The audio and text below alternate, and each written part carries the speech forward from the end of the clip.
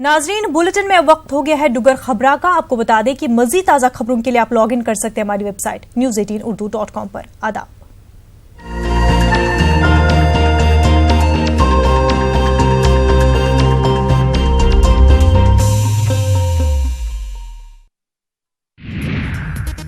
सांबा जिले के police pension होल्डरें all J&K police welfare NGO and ORS forum के बैनर हेठ तनखाहियों च फर्कोफर्की सने होर पेंडिंग इशूज़ के नवेड़े की लेइए विरोध किया।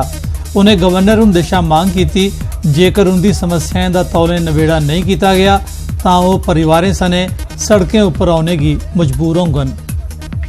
गवर्नर तोड़ भी गए, गवर्नर अगे भी साड़ी ये डिमांड पुजी थी, जो पहले गवर्नर है वो भी चली है, तो भी साड़ी कोई सुनाई नहीं। हूँ दोबारा नवे गवर्नर साढ़े आए हैं, अस उम्मीद करने कि साड़ी रिपोर्ट जी है साड़ी थोड़े माध्यम कन्नै उत्थे जानी चाहिए है और साड़ी सुनवाई जी है पे नामनी के बारे में ये पर कोई एक्शन होना चाहिए। अगर ये एक्शन गवर्नमेंट नहीं कोई भी करती तो हम जिन्हें भी अस बुढ़े लोग हाँ जो गर्मी च गर्मी आते इतने आते कि बेहोश हो जाते हैं, तो अगर ऐसी वैसी गल हो तो अस उग्र प्रदर्शन करके जी भी जमाबारी हो वो सारी गवर्नमेंट के सिरे पर हो।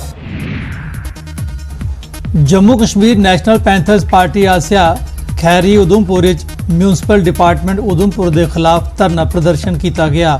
पार्टी के लीडर साबका विधायक बलवंत सिंह मनकोटिया ते मैंबरें म्यूनसिपैलिटी आसिया खैरी नैशनल हाईवे के लागे कूड़ा करकट डंप करने का इल्जाम लाया।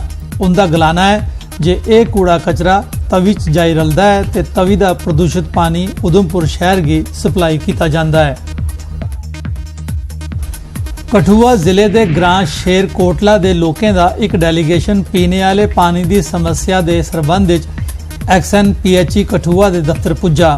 डेलीगेशन में शामिल निमी देवी होरें न्यूज़ 18 की दस्या जे कई दिहाड़े थमां उनके ग्रां की पीने वाला पानी सप्लाई नहीं हुआ करता, इस कारण उन्हें की बड़ी मुश्किलें का सामना है। पानी की प्रॉब्लम बहुत है, 15-20 दिन हो गए पानी आया, 15 दिन हो गए शेर कोटला सार पंचायत पानी